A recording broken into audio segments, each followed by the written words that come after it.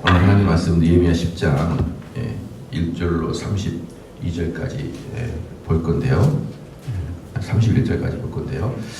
1절 말씀부터는 이제 쭉 좁고 비슷한 이야기가 나와가지고 또 여기서도 그냥 대충 크게 보고 지나가겠습니다. 이게 이제 10장이 뭐냐면 10장이 뭐냐 그러면은 언약 체계 신앙의 부흥운동을 19장까지 신앙 부흥을 시작했거든요. 신앙 부흥을 시작했어요.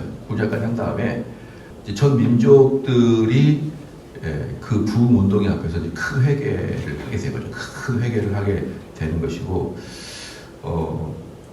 그런 다음에 그럼 이제 우리가 언약을 맺겠다. 하나님에게 우리가 하나님께서 이렇게 복을 주신다고 하니 이제 우리가 하나님 앞에서 언약을 맺겠다. 이제 우리가 하나님 앞에서 맹세하겠다. 그게 이제 10장이에요. 그게 10장입니다. 우리가 하나님께서 이렇게 우리에게 언약을 주셨으니 우리가 그 언약을 체결하고 거기서 우리가 인을 치겠다. 이거거든요. 인을. 그러면 사인을 하는 거라고.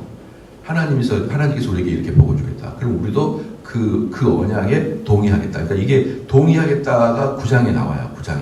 그걸 우리가 동의하겠다. 그러면 10장은 뭐가 돼야 됩니까? 10장은 그 언약에 사인을 해야 될 거 아니에요. 사인을. 그 사인이 바로 10장 1절부터 쭉 나오는 것이죠. 그럼 사인을 하려면 뭐 어떻게 됩니까? 거기에 전체 국민들, 전체 백성들을 대표해서 지도자들이 딱 사인해야 될 거 아닙니까? 전체 백성들을 대표해서 지도자들이 사인을 해야 된다라는 것이죠. 그래서 그 사인을 했던 사람들, 그래서 언약에 인을 쳤다. 언약에 마무리를 인을 쳤다. 이렇게 표현할 수 있죠. 이렇게 사인을 한 사람들의 이름이 쭉 나오는 게 이제 1절부터 29절까지인가요? 29절까지 쭉 28절까지 쭉 그 사람들의 이야기들이 나와요. 누가 마지막에 사인을 했다라는 이야기가 28절까지를 기점으로 나옵니다. 그래서 제일 중요한 사람이 누굴까요? 1절, 2절에 나온 사람이에요. 그 임봉한 자, 임봉했다라는 거예요. 마지막에 사인을 하고 계약을 체결했다라는 뜻이죠. 임봉한 자가 하갈의 아들 총독 느헤미야와 시드기야라고 했거든요. 제일 먼저 누가 나옵니까?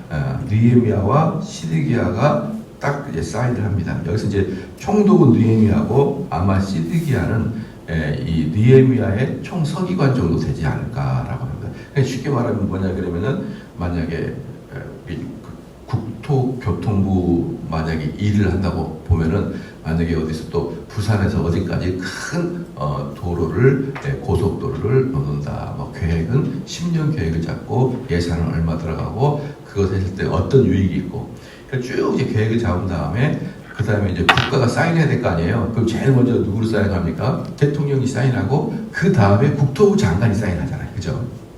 또 만약에 법무부 일이면은 대통령이 사인하고 그 다음에 법무부 장관이 사인하고 그 행정부처의 장이 사인을 하잖아요. 그 행정부처의 장, 뭐 국토부 장관이나 법무부 장관 그런 위치가 바로 이 시드기야예요. 그래서 총독은 대통령은 느헤미야고 그 행정부처의 장관이 시드기야다. 그래서 이 사람들의 이름이 먼저 두 명이 쓰여지고 2절에서부터 8절까지는 누구냐면은 21명의 이름이 나오는데 제사장, 곧 종교 지도자들이었다라는 것이죠. 종교 지도자들. 여기서도 보면은 재밌는 게 뭐냐면은 종교 지도자들보다 행정 지도자가 더 위에 있잖아요. 그잖아요. 종교 지도자보다 행정 지도자가 더 위에 있잖아요. 그러니까 이런 것들이 영국 성공회가 영국 교회의 목사들 위에 요항이 있다. 그런 것들이 근거예요. 이런 것들이. 그러니까 우리는 지난번에 제가 말씀했지만 영국 성공회는 어떻게 여왕이 또는 왕이 목사들을 임명할 수가 있어? 이렇게 생각할 수 있지만 이런 걸 보면은 느헤미야와 시드기야가 제사장 21명 위에 있지 않느냐 이런 것들이. 근데 이제 일견 맞기도 하고 일견 틀리기도 하는 것은 뭐냐면은 이스라엘은 완전히 그 종교 국가잖아요. 이스라엘은 완전히 종교 국가였고 그리고 또 당시에 성공회가 만들어지기 당시 1600년도로도 영국은 어떤 종교적인 국가였잖아요. 종교적인 국가였으니까 그 여왕도 여왕도 기독교인이고 그 여왕은 하나님이 그 자리에 내리셨고 구약 성경에는 항상 제사장보다 왕이 먼저 있었고 아론보다 모세가 먼저 있어요. 모세는 종교적 지도자가 아니라 이스라엘 전체 지도자였거든요. 거기서 이제 종교적 지도자가 아론이었잖아요. 그러니까 항상 모세가 먼저 있었고, 또 다윗 시대 때도 왕이 먼저 있었고, 그 밑에 제사장도 있었고. 그러니까 이렇게 구약에 보면은 사실 행정 지도자들이 먼저 있었지, 종교 지도자가 먼저 있지 않았느냐, 이제 이런 이야기가 성공의 영국 왕실이 종교의 위에 있다라고 말하는 근거예요. 그게 그 시대, 이미 이제 영국 청교도 시대 때만 해도 서서히 세속화돼 보이는 시대였거든요. 지금 같은 경우는 국가 수장하고 종교는 완전히 분리되어 있는 것이잖아요. 국가 수장과 종교는 완전히 분리되어 있기 때문에 이미 청교도 시대, 종교개혁 당시 이후 시대 때도 그 왕실이 중세 시대만큼이나 기독교를 대변한다고 말할 수가 없는 시대로 접어들고 있었어요. 시대적 상황은 이미 그렇게 완벽하게 접어들지 않았지만 서서히 접어들고 있었기 때문에 청교도들이 말했던 교회의 수장은 왕이 될 수 없다. 이것은 너무나 잘했던 것이죠. 만약에 지금도 이게 그대로 미국으로 들어오고, 미국은 그야말로 이 종교개혁 이후에 미국으로 다 이민했잖아요. 종교개혁자들이 이민할 때 그때 그들이 외쳤던 것이 정교분리야. 정교분리. 정치와 종교는 분리, 정치와 교회는 분리. 이게 이제 미국인들의 청교도들의 완전히 머리에 들어있거든요. 정교분리는 뭐냐면 제가 언젠가도 말씀드렸지만 교회는 정치 이야기 하지 마라. 그거 아니에요. 그거 아니고 정치하는 사람이 교회에 관여하지 말라는 거예요. 그게 이제 왜 원래는 여왕이나 왕이나 무슨 교황이나 위에 있는 사람이 교회를 관리하기 때문에 이걸 끊는 것이 정교 분리의 원리지. 아이고 요즘에 있는 사람들이 교회 목사님은 무슨 정치 이야기 합니까? 정교 분리인데 이건 정교 분리의 지을 자도 모르는 어리석은 자들의 이야기인 거죠. 그러니까 유럽이나 영국 같은 데서 그렇게 국왕들의 핍박을 받은 종교인들이 미국으로 오면서 더 이상 정치는 우리 관여하지 마. 이게 정교 분리였고, 그래서 그 당시만 해도 워낙에 왕들의 권세가 세니까 이걸 법으로 딱 금지하면서 미국이 시작된 거거든요. 그러니까 어찌 보면 미국은요, 종교의 자유를 찾아서 온 순수한 기독교 단체이기도 하지만 또한 종교와 세속을 분리시켜서 세속은 세속대로 하면서 쉽게 말하면은 사회 전체가 세속주의로 흘러가게끔 하는 결정적인 역할도 미국이 하는 것이죠.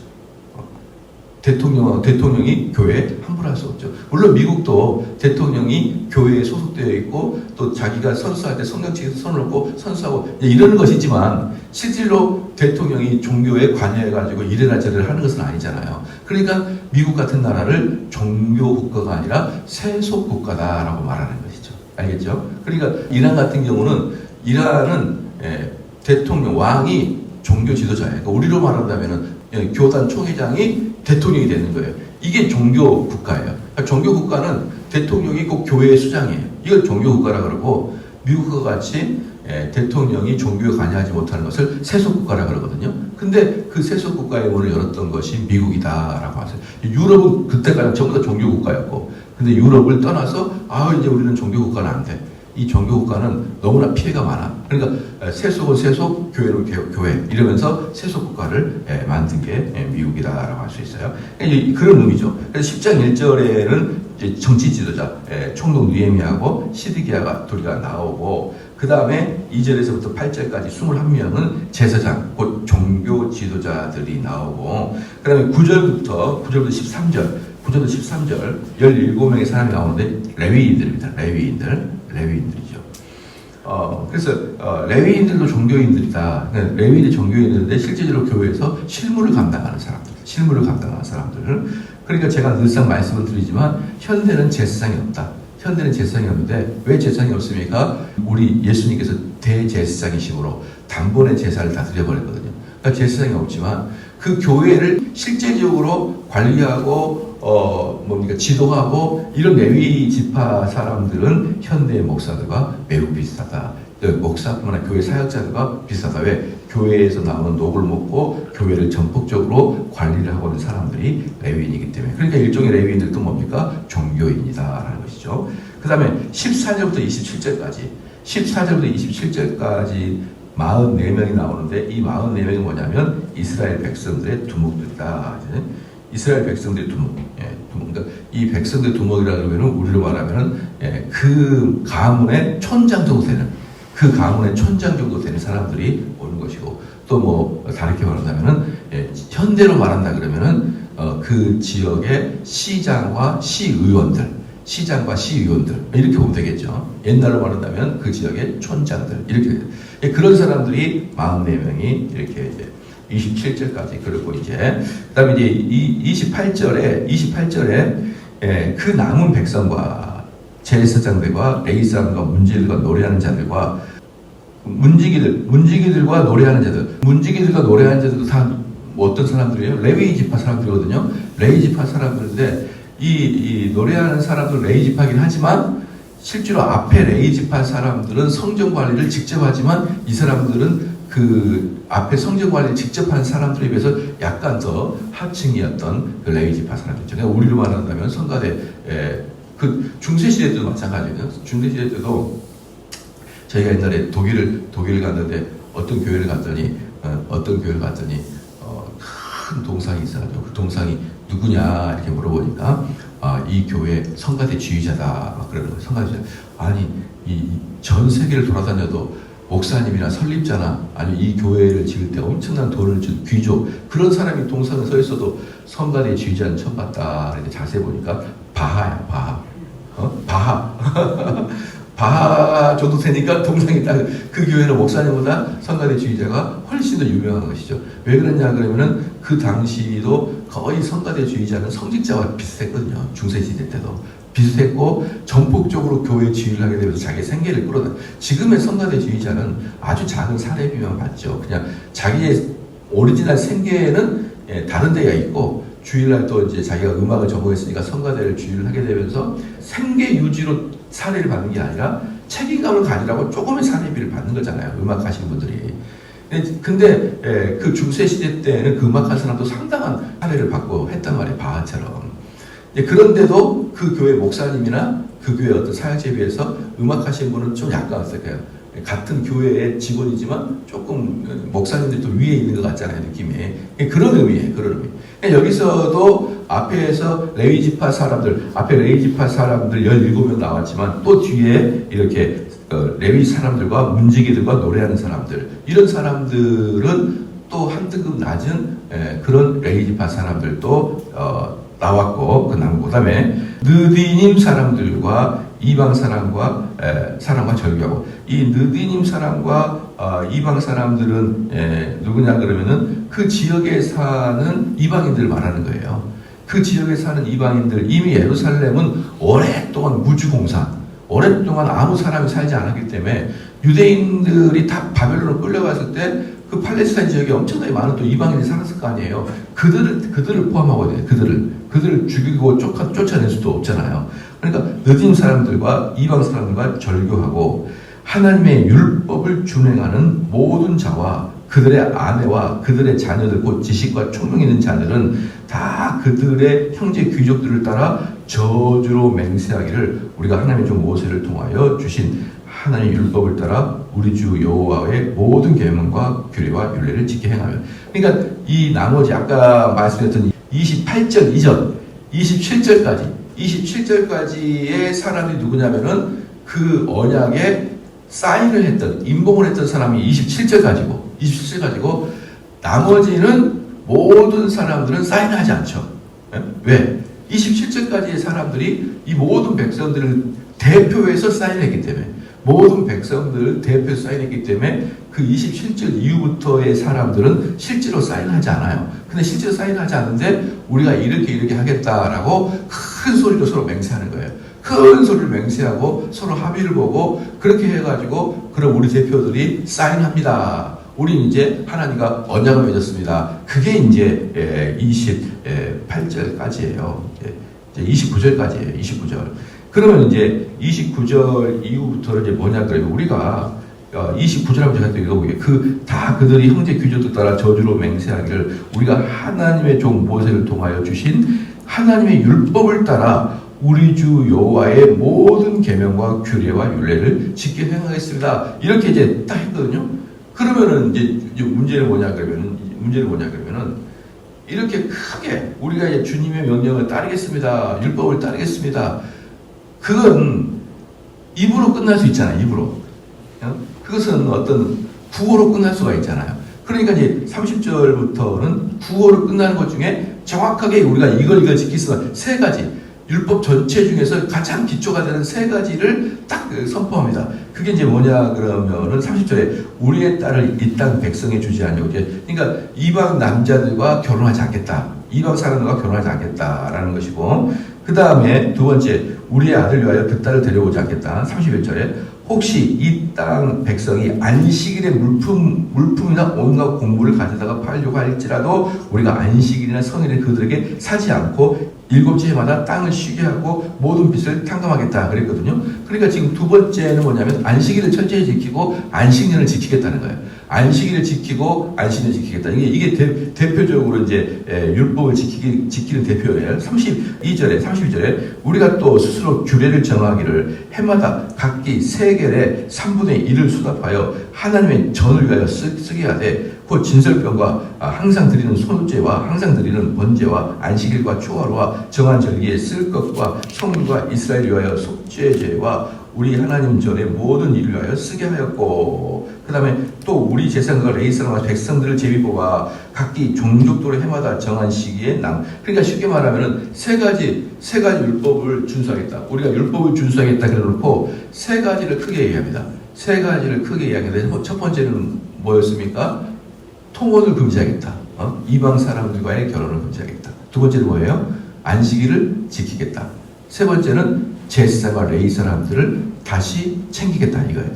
이 세 가지가 바로 이제 이들이 외쳤던 겁니다. 그러니까 처음에 이제 앞에서는 우리가 율법을 다 지키겠습니다. 율법을 다 지키겠습니다. 모든 율법을 지키겠습니다. 이렇게 말하면서 어떤 것밖에 안 되는 거예요?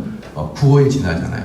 그래 율법을 지키겠다 이래놓고 나서 세 가지를 정확하게 딱 했습니다. 그러니까 이 세 가지가 율법을 지키는 매우 기초예요. 통혼 금지, 그 다음에 안식일 준수, 그 다음에 제사장, 삶의 복지, 제사의 복지. 이 세 가지가 이스라엘 백성들이 한 것이에요. 그러면 이제 여기서 보면은 이방 사람들과 특별히 이제 이방 사람들과 결혼을 매우 조심히 여긴 것. 특별히 이제 이방 여인들이 더 큰 문제거든요. 이방 남자보다도 이방 여인들이 더 큰 문제예요.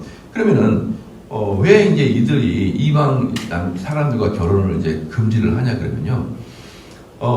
이방 사람들과의 결혼은 크게 두 가지가 부딪히는 거예요. 왜냐하면은 지금까지 자기의 삶의 가치관과 전혀 다른 가치관이거든요. 이방인들은 가치관이 달라요. 그렇잖아요. 그 다음에 두 번째는 뭡니까? 가치관은 정서의 문제지만 삶의 패턴도 달라요. 삶의 패턴도 다릅니다. 그러니까 이방인들 같은 경우는 어때요? 우리로 지구로 말한다 그러면 일요일 날 푹 자는 삶의 패턴을 가지고 있단 말이에요. 토요일까지, 금요일까지 열심히 일하고, 토요일 날은 또 친구 만나서 또 등산 가고, 여행 가고, 술 먹고, 그러면서, 토요일 날은 또 실컷 논 다음에, 일요일 날은 해가 중천할 때까지 훅 자는데, 그 패턴이 이방인들은 또 월요일부터 살아갈 때 중요한 패턴인 거예요. 그래서 일요일 날은 좀 쉬고, 재충전해서 월요일부터 확 달려가야 되는 거죠. 그러니까 이런 정수도 다르지만, 패턴이 달라요. 또 그 사람들의 삶의 패턴은 뭡니까? 모든 가족들의 행사들이 일요일 날 많이 들어가 있단 말이죠. 무슨 돌잔치라든지, 무슨 환갑이라든지, 부모님 생신이라든지, 형제들 모임이라든지, 동창들 모임이라든지, 이게 일요일 날 막 있기 때문에, 일평생을 그렇게 살아왔기 때문에 그게 잘 안 바뀌어지는 거예요.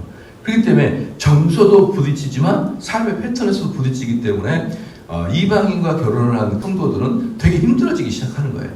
되게 힘들어지기 시작하는데 이제 어떤 일이 발생하냐면, 이들은 주일 성수, 방금 안식일을 철저히 지키겠다는 주일 성수를 금방 어기게 돼 있어요. 금방 어기게 돼 있단 말이에요. 말해서 뭘 합니까? 우리 가족끼리, 개를 들었는데, 근데 가족이 전부 다 뭐예요? 불신자인데, 그 개 모임에서, 오늘 베트남으로 우리 여행 갑니다. 이제 이런 것들을, 그러면은, 안 갈 겁니까? 어떻게 할까요? 돈을 많이 내놨는데. 그런데 다 사람들이 언제 갈까요? 금, 토, 일, 월 이런 식으로 항상 일요일을 끼게 돼 있는 거예요. 끼게. 근데 여러분들 가만히 보니까 주일날 개 모임에 가지고 여행 가는 사람, 우리 교인들은 그렇게 많지는 않잖아요. 많지는 않아요. 보통 교인들은 그런 계획을 잘 안 해요. 그런데 일반인들은 그거 많이 하죠. 그들에게는 그게 죄가 아니죠. 그들에게는. 그러니까 그런데 월화수목금 이렇게 여행 간 사람이 어디 있습니까? 다 금, 토, 일, 월 이렇게 끼고 다 가는 거잖아요. 그러니까 이제 이방인들과 교제를 하게 된다 그러면 알게 모르게 주의를 범할 수 있는 일들이 너무 많아져요. 그런데 이제 그것도 안 하고, 그럼 또 집안일도 토요일, 일요일 간다는데, 그럼 집안일도 가면은, 남편이 가자 그러는데, 이 아내와 나는 못 가. 이렇게 그것도 한두 번이죠. 한두 번이지. 그렇다면은 이 남편이 집안일을, 주의를 안 끼도록 할 수 있느냐? 그렇지 할 수 없어요. 왜? 이 남편은 친인치 전부 다 불신자니까. 이게 엄청난 큰 톱니바퀴가 이렇게 돌아가는 거기 때문에 삶의 구조가 돌아가기 때문에 내 하나 신앙을 잘 지켜가지고 할 수 있다. 이것은 내가 너무 힘든 곳으로 끼어 들어가거든요. 그래서 이스라엘 사람들은 뭡니까 이방 사람들과 결혼하는 것은 곧바로 차후에 이 신앙을 버리고 우상으로 빠질 수 있다는 그 기준을 통원이에요. 통원. 그래서 우리가 출애굽기에 한번 펴봅시다. 출애굽기 34장 보면요. 출애굽기 34장 봅시다. 10절 보면요.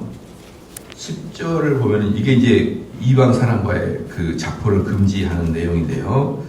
10절 보면은 여호와께서 이르시되 보라 내가 언약을 세우나니 곧 내가 아직 온 땅 아무 국민에도 행하지 아니한 이적을 너희 전체 백성 안에서 행할 것이다. 내가 머무는 나라 백성이나 다 여호와의 행하시를 보리니 내가 너희와 행한 일을 쭉 이제 이야기한 다음에 12절에 너는 스스로 삼가 네가 들어가는 땅의 주민과 언약을 세우지 말라. 그것이 너에게 올무가 될까 하노라. 이 언약이라는 건 결혼을 말하고 있는 거거든요. 또 그들과 깊은 관계를 말하는 거예요.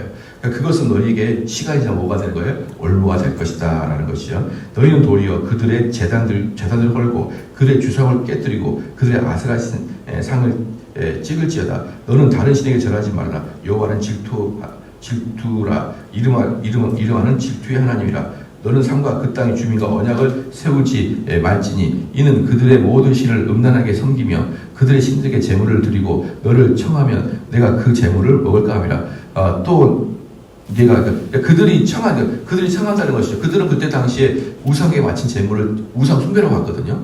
그들이 청해. 그들이 누굴까요? 친구도 될 수 있고 부모도 될 수 있고 내 배우자도 될 수 있는 거예요. 그들이 청하면은 결국 먹게 돼 있는 거예요. 결국 먹게 돼 있다라는 것이죠. 옛날에 그 뭡니까 군대입니까? 대학교 체육대 때 제가 대학생 때 체육대였었는데요. 그러니까 축제 중간에 체육대가 있어요. 그래서 축제를 하는데 과 대표 다 나와가지고 고사를 지내는 거예요. 고사. 딱 그 상 앞에다가 흰 상 해가 종이를고 돼지머리 탁 하나 했고 고시 하면서 이렇게 각 과대표가 돈 모아가지고 돼지 입에다가 입을 탁 돌을 쳐받고 거기서 이제 과대표들이 전화하고 그러는데 저도 그때 과에서 뭐 하나 맡아가지고 앞에 섰어요. 그냥 이렇게 섰는데 돈을 탁 모아가지고 다 넙죽처럼 하는데 와 저는 안 했거든요. 여러분 어떻게 생각합니까? 다른 사람 다 지나도 혼자 떡 서가지고 이건 거의 순교자의 마음이에요. 전국 생각이 다 봤을걸요, 저를. 혼자만 딱 서 있어요, 혼자만. 이거 무슨 다니엘도 아니고, 그러니까 이럴 때, 그때 저에게 오는 스트레스는 엄청나는 스트레스예요. 그냥 무릎 꿇으면 아무런 티도 없고 흔적도 없이 지나갈 텐데, 서 있으면 전교생이 다 보잖아요. 저거 뭐 하는 인간이냐, 이러면서. 그때 서 있을 때의 제 마음은 얼마나 어려웠어요. 저희 아버지가 또 저희 아버지 어렸을 때 순국선언에 대한 묵상 이건 우상 숭배라는 거예요. 우상 숭배. 그래서 저희들은 학교 다닐 때마다 월요일마다 조회가 있어가지고 전교생 순국선언에 대한 묵상을 빠바바바 하잖아요. 그럼 저 혼자 이렇게 듣고 있는 거예요. 남 다 이렇게 하고 있는데. 그러니까 저 선생님이 저기 교감 선생님이 정대훈 너 머리 안 숙여 막 이러고 막 그랬었어요. 근데 어릴 때부터 그건 우상 숭배다. 머리 숙이지 마라. 이렇게 배워왔기 때문에 그 머리 하나 안 숙인 것만 해도 엄청난 스트레스를 여러분 받습니다. 전체에서 전라도 말로 한 놈 볼 가지는 것은 엄청난 스트레스 받는 거예요. 그런데 배우자가 또는 부모가 끊임없이 한잔 먹어. 그럼 이건 네가 먹어야 전체 분위기가 돌아가는 거야. 이렇게 꾸준히 이야기할 때 그걸 오랫동안 버텨내기는 사실 어렵다라는 것이 어렵다. 그러면 16절까지 쭉 이야기를 한 다음에 재밌는 게 뭐냐면 통혼 금지, 이방인의 결혼 금지를 딱 이야기한 다음에 17절부터는 딱 얘기합니다. 우상숭배 금지 딱 얘기합니다. 17절 너는 신상을 부어 만들지 마라. 그래서 이 출애굽기의 율법 구조 자체가 통혼은 있고 그 다음에 우상숭배로 들어가는 지름길이고 브릿지다라고 생각하기 때문에 이 사람들에게 언약을 갱신, 또 율법을 갱신하는 첫 번째가 통혼 금지였습니다. 근데 왜 이 사람들이 통혼이 그렇게 그 당시에 통혼이 금지할 만큼이나 많았냐면요. 아까도 말씀드렸지만 그 팔레스타인 그 지역은 오랫동안 뭐예요? 무주공산이었어요. 무주공산이었고 그리고 거의 100년 가까이 이스라엘 사람 전부 다 바벨론에 끌려가 있잖아요. 끌려가 있을 때 100년 가까이 팔레스타인 가나안 사람들이 그곳을 터를 잡고 있었단 말이죠. 그러면 여러분 100년 후에 돌아왔거든요. 그럼 그 가나안 땅의 기득권은 누구예요? 가나안 사람들이에요. 이스라엘 사람들은 100년 가까이를 그 바벨론으로 끌려가서 아무도 없었기 때문에 그 땅에 다 자리 잡고 있는 애들이 뭡니까? 가나안 사람이었어요. 가나안 사람. 우리나라 사람들이 전 세계에서 거의 유일무이하게 차이나타운이 없는 나라가 우리나라거든요. 차이나타운이. 인천에는 그런 차이나타운은 약간 관광구고 실질적으로 핵심 차이나타운은 우리나라는 없다고 보면 되는 거예요. 왜 없냐 그러면은 우리나라 차이나타운을 박정희 대통령이 쫓아버렸거든요. 중국 사람들 다 쫓아버렸어요. 박정희 대통령이. 왜 그럴까요? 독재자니까 독재를 해버리는 거예요. 그럼 가는 거예요. 독재자들이 가라 그러면. 민주국가에서는 그렇게 하기 어렵죠. 근데, 박정희 대통령이 다 그래가지고, 우리나라 민족성이 좋아서가 아니라, 독재자가 그러니까 가게 돼서 이 동남아 전체에서 차이나타운이 없는 거거든요. 근데 필리핀이나 캄보디아나 이런 데 가면요. 차이나타운이 있고 그 차이나타운이 제일 노른자에 있습니다. 제일 노른자에 있고 그 노른자에 있기 때문에 뭐가 비싸요? 부동산이 비싸잖아요. 그 부동산 큰 건물들이 전부 다 중국 거예요. 그래서 중국은 그 건물을 통해서 월세를 받음으로 엄청난 돈을 법니다. 화교들이. 그러면 우리나라의 차이나타운이 만들어졌다. 원래 어디였을까요? 서울 그 시청 맞은편에 그 플라자 호텔이 있잖아요. 거기부터 뒤가 전체가 다 차이나타운이었어요. 플라자 호텔부터 그 뒤가 전체가 차이나타운이었다고요. 어마어마하게 컸습니다. 그 다 쫓아냈어요. 여러분, 우리나라 사람들 100년도 안 돼서요. 중국 애들이 노른자들 다 차지했어요. 그리고 제가 지난 몇 년 전에 샌프란시스코 갔어요. 샌프란시스코 갔는데 깜짝 놀란 게 뭐냐면 우리로 말한다 그러면 그 서울 시청 근처 전체가 엄청난 여기가 차이나타운이에요. 그래서요. 얼마나 중국의 인기이 세냐 그러면 샌프란시스코 시장이 나오려고 그러면 언제든지 차이나타운 와서 인사해야 돼요. 왜? 전체 투표와 재정의 30% 40%가 화교급이다. 30~40%가 화교급이에요. 이런 식으로 100년 정도만 기득권을 가지면요. 그 노른자들 다 차지합니다. 근데 지금 여기가 이스라엘 사람들이 100년 만에 돌아오니 가나안 땅의 기득권은 전부 다 누가 차지하고 있는 거예요? 가나안 사람이 다 차지하고 있는 겁니다. 그러니까 우리 딸, 아들 출세시키려면 그들의 딸과 아들과 결혼시켜야 되는 거예요. 그래야 기득권에 들어가는 거예요. 그래야 그 가나안 땅에서 애행할 수 있는 것입니다. 그러니까 이스라엘 사람들이 오히려 가나안 사람들에게 빌리거리면서 우리 딸이랑 결혼시켜줘. 이런 식의 상향조정이 이방 사람과 결혼이에요.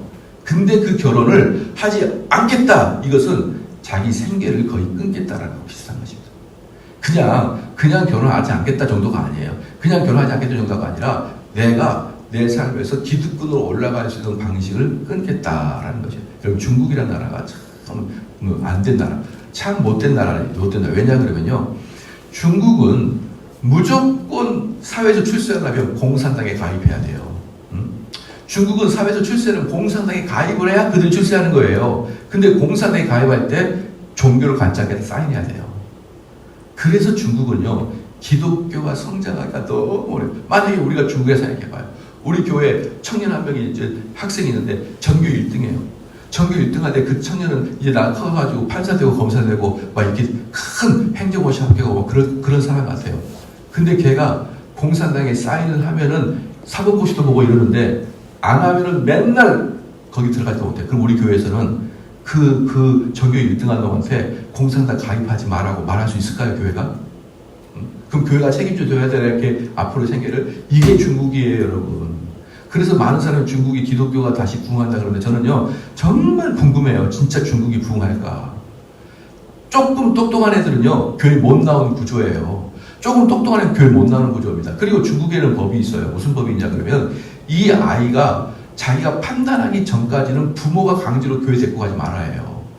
그래서 이 아이가 자기가 스스로 판단할 수 있는 나이가 언제냐? 18세, 19세로 봐요. 그러니까 18세, 19세 아이를 교회 데리고 오면 안 되는 거예요. 근데 여러분 어릴 때부터 교회를 다녀도 18이면 교회를 안 나와. 응? 어릴 때부터 세대를 받아도 18, 19이면 교회를 안 나와요. 근데 어릴 때부터 18까지 교회 안 나가는 교회 나옵니까? 저는 중국이 과연 기독교가 부흥할 수 있을까? 저는 못한다고 봐요. 지금까지 지구상의 어떤 종족보다 강력하게 기독교를 핍박하는 나라는 1등이 북한, 2등이 중국이에요. 이런 최첨단된 나라들이 이렇게 돼버렸으니 머리도 얼마나 좋아요. 북한 놈이나 중국 놈이나 머리도 얼마나 좋아요. 이렇게 법과 체계로 기독교를 막아놨는데 과연 기독교가 부흥할 수 있을까요 싶어요. 여러분 이런 식에서 나는 공산당에 가입하지 않겠습니다. 나는 전국 수석인데 공산당 가입하지 않겠습니다. 라고 고백하는 것이 이들의 통합금지예요. 그러니까 엄청난 것입니다. 두 번째는 뭔가 그러면요. 다시 이제 느헤미야로 가게 된다 그러면은 31절에 봅시다. 31절에 혹시 이 땅 백성이 안식일에 물품이나 온갖 곡물을 가져다가 팔고 하자. 그럼 여러분들 그 안식일에 이미 기득권자들이 가난한 사람들이잖아요. 그들이 안식일 지킵니까? 안 지키죠. 안식일 안 지키죠. 우리 정민정 지사님이 옛날에 웰카페 하셨잖아요. 웰카페 했는데 우리 정민정 지사님은 탁 웰카페를 그냥 주일날 문 닫아봤어요. 그렇죠. 근데 이제 묻고 싶은 게 이제 있는 게 뭐냐면 일주일 내내 그 장사가 한다가 주일날 막 엄청나게 주일만 몰려. 하여튼 모든 매상의 50%는 주일날만 이루어지는 거예요. 평일날은 몇 명 왔다 갔다 하다가 주일날은 사람 미어 터져요. 그러면 문 닫기가 쉽지 않다. 만약에 정민재 집사님이 막 안식일을 지키라니까 목사님 먹고 살기도 힘든데 주일날 이렇게 사람이 미어 터지는데 어떻게 문을 닫아야 될까요? 이렇게 물으면은 문 닫으세요라고 말하기가 너무 어렵잖아요. 그렇잖아요. 옛날에 아현동에서 우리 원로 목사님이 주일 성수하라고 한번 소리를 지른 적이 있었어요. 그랬더니 한 성도가 그 다음부터 교회를 안 나와버려요. 누구냐? 마트 사장, 슈퍼마켓 사장이 가만히 생각하니까 주일을 지키는 게 너무 어려운 것 같고 저렇게 막 큰 소리 치니까 자기를 몰아붙인 것 같으니까 안 나와버렸어요. 여러분 이 당시에 이스라엘 사람들이 생활하려고 그러면 그 지역의 기득권자였던 가나안 사람들이 주일날 와가지고 살라고 딱 들어왔는데 없어. 그럼 너랑 계약 안 해. 이렇기 때문에 이미 주일 성수는 끝난 거예요. 그러니까 자녀 통원, 주일 성수 다 끝난 상태였어요. 이때 당시에 그들 다시 일대 세우는 거예요. 세우는 겁니다. 다시 율법을 세우려고 세워요. 그러면 이스라엘 사람들에게 안식일은 뭐냐? 이스라엘 사람들에게 안식일은 뭐냐면 단지 쉬는 게 아닙니다.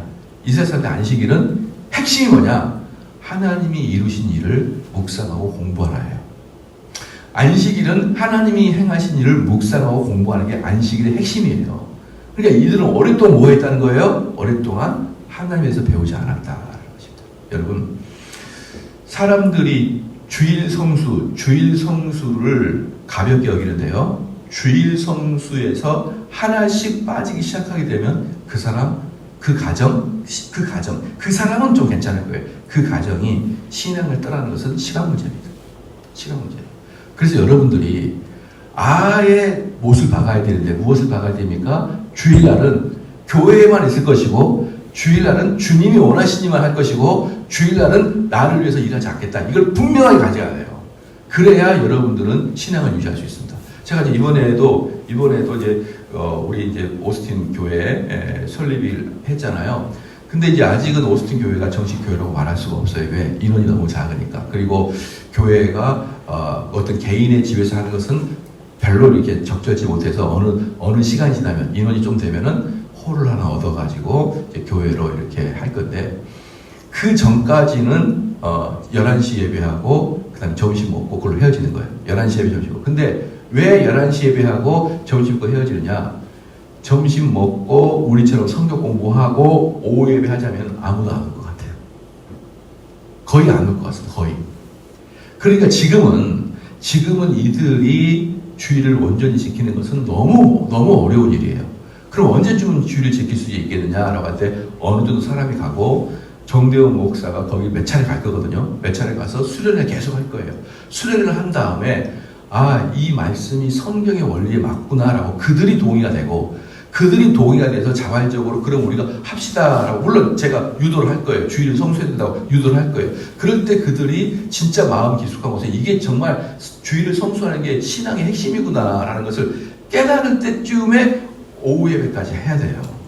근데 제가 지금 말씀드리고 싶은 뭐냐면 지금 미국 사회에 가가지고 미국 한인들한테 주의를 성수합시다 그러면 99%가 안 나오는 거예요.